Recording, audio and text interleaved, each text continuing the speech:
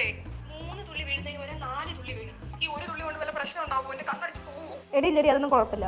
മുമ്പൊക്കെ ഞാനേ ആഴ്ചയിൽ ഒരു ദിവസം കുളിക്കാറുള്ളൂ. ഇപ്പൊ ഞാൻ എന്നും കുളിക്കണോണ്ടായിരിക്കില്ല ഇങ്ങനെ പനിയും ജലദോഷം വിട്ടുമാറാത്തെ.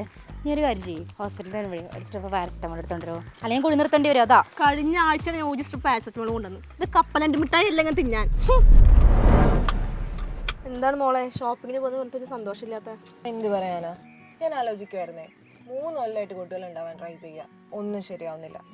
നിനക്ക് ഏതെങ്കിലും നല്ല ഹോസ്പിറ്റൽ സജസ്റ്റ് ചെയ്യാനുണ്ടോ? കെയർ ഹോസ്പിറ്റൽ ഉണ്ട്, അവിടെ നല്ല എക്സ്പീരിയൻസ് ആയിട്ടുള്ള ഡോക്ടേഴ്സ് ഉണ്ട്. പിന്നെ കുറേ പേഷ്യൻസ് അവിടെ പോയിട്ട് റിസൾട്ടും കിട്ടിയിട്ടുണ്ട്. ഈ ഇൻഫെർട്ടിലിറ്റി ആയി ബന്ധപ്പെട്ട എന്ത് പ്രശ്നങ്ങൾക്കും അവിടെ സൊല്യൂഷൻ ഉണ്ട്. നീ അവനും കൂടി ഒന്ന് പോയി നോക്കാം. എന്തായാലും പോയി നോക്കാം. എന്നാൽ നമുക്കിപ്പോൾ പോവാം. വണ്ടി എടുക്കും.